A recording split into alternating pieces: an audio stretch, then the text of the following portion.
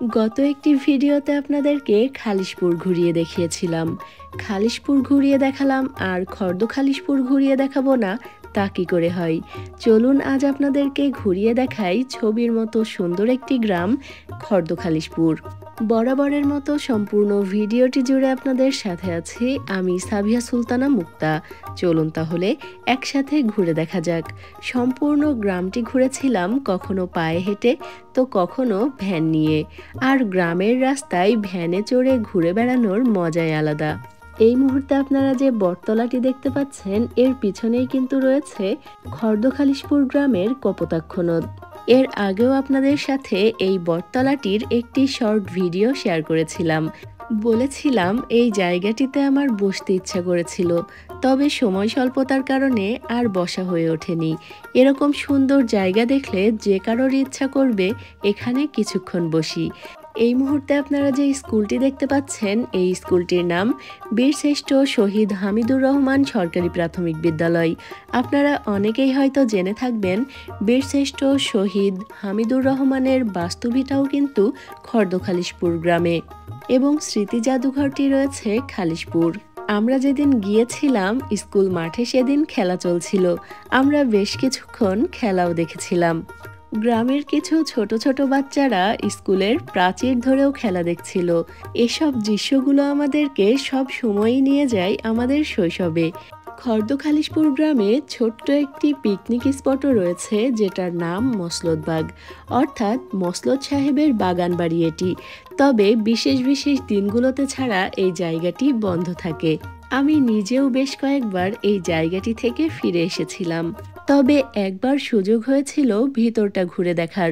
খর্দ খালিশপুর গ্রামটিতে বেশ কয়েকটি সুন্দর মসজিদ রয়েছে, তার মধ্যে একটি হলো বাইতুল আমান জামে মসজিদ। সুন্দর এই মসজিদটি স্থাপিত 2014 সালে।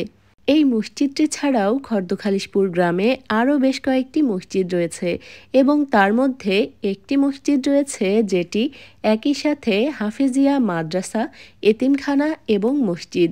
এটি হলো সেই মসজিদটি, খর্দ খালিশপুর বাইতুস সালাম জামে মসজিদ। সুন্দর এই মসজিদটি স্থাপিত 2021 সালে।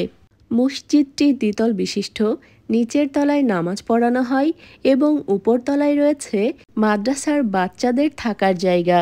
যেহেতু মসজিদটি মাত্র 2021 সালে স্থাপিত, তাই মসজিদটির সম্পূর্ণ কাজও কিন্তু এখনও শেষ হয়নি, বরং মসজিদটি তৈরির কাজ এখনও চলমান। এবার আমরা মসজিদটির পাশের রাস্তাটি ধরে আবারও চলে এলাম সেই প্রাথমিক বিদ্যালয়টিতে। ভিডিওর শুরুতে আপনাদেরকে যে প্রাথমিক বিদ্যালয়টি দেখালাম, যে বিদ্যালয়টির মাঠে তখন খেলা চলছিল, ঠিক তার কিছুক্ষণ পর এসেই দেখি যে সম্পূর্ণ বিদ্যালয়টি একেবারেই ফাঁকা। আবারও গ্রামের এই অংশে আসার আরও একটি উদ্দেশ্য ছিল। বিদ্যালয়টির পাশেই রয়েছে একটি চানাচুরের ফ্যাক্টরি। আমরা সেই চানাচুরের ফ্যাক্টরিটি দেখতে এসেছিলাম। তবে সম্পূর্ণ জায়গাটি ফাঁকা দেখায় আমি ভাবলাম সম্পূর্ণ স্কুলটির আরও একটি ভিডিও নিয়ে নিই। সামনের দিকে দুটি ভবন রয়েছে এবং এক সাইডে রয়েছে খুব সুন্দর একটি শহীদ মিনার। বিদ্যালয়টি আরও একবার খুব সুন্দরভাবে দেখে নিলাম। যাই হোক, চলুন এবার আপনাদেরকে সেই চানাচুর ফ্যাক্টরিতে নিয়ে যাই। সামনে যে সাদা ভবনটি দেখা যাচ্ছে এটি হলো ছোট্ট সেই চানাচুর ফ্যাক্টরি। তবে আমাদের দুর্ভাগ্য যে আজ চানাচুর বানানোর কাজ বন্ধ ছিল। আমরা ভিতরটা ঘুরে দেখছিলাম, কোন চুলাতে কি হয় সেটাও আমরা জানার চেষ্টা করেছিলাম। তবে বেশ খারাপই লাগছিল যে আজ চানাচুর বানানোর কাজ বন্ধ রয়েছে। আর এখানে ছোট কিছু বাচ্চারা চানাচুর প্যাকেজিং করছিল।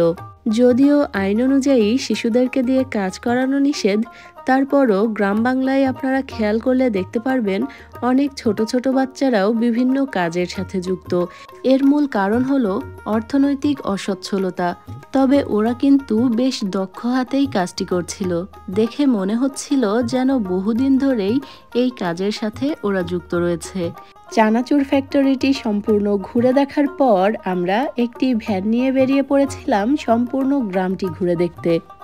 ঘুরতে ঘুরতে আমাদের চোখে পড়েছিল বীরশ্রেষ্ঠ হামিদুর রহমানের বাড়ি, তবে সেখানে আর নামা হয়নি। অন্যান্য আরও ৫-১০টি গ্রামের মতো খর্দখালিশপুর গ্রামটিও ভীষণ সুন্দর। এই গ্রামে এখনও মাটির বাড়িরও দেখা পাওয়া যায়। আমার সাথে আপনারাও দেখতে থাকুন সম্পূর্ণ গ্রামটি।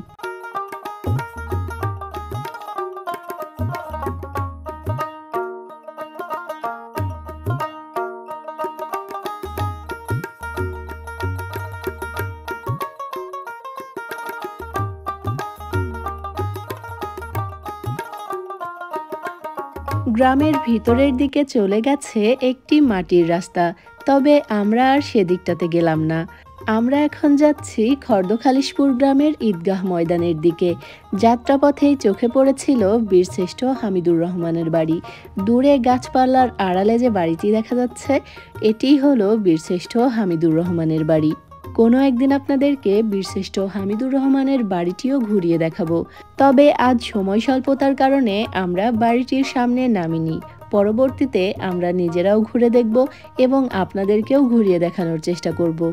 ঘুরতে ঘুরতে আমরা চলে এসেছি গ্রামটির একেবারেই শেষ প্রান্তে। খর্দখালিশপুর গ্রামটি কিন্তু বেশ বড়।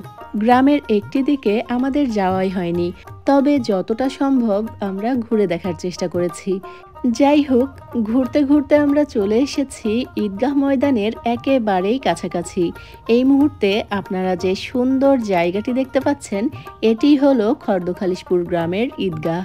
তবে গ্রামটি বড় হওয়ার কারণে ২-৩টি জায়গাতে ঈদের জামাত অনুষ্ঠিত হয়। যেমন ভিডিওর শুরুতে যে আপনাদেরকে বায়তুল আমান জামে মসজিদ দেখালাম, সেখানেও কিন্তু একটি জামাত অনুষ্ঠিত হয়। যাই হোক, আমরা এবার ঘুরতে ঘুরতে চলে এসেছি গ্রামটির মাঠের দিকে। এ পর্যায়ে আপনাদের থেকেও বিদায় নিচ্ছি। আমাদের আজকের আয়োজন এ পর্যন্তই। আবারও ফিরে আসব নতুন কোনো ভিডিও নিয়ে। সে পর্যন্ত আমাদের সাথেই থাকবেন। এতক্ষণ যারা আমার ভিডিওটি দেখছিলেন, সবাইকে অনেক ধন্যবাদ। ভালো থাকবেন, দোয়া রাখবেন। আল্লাহ হাফেজ।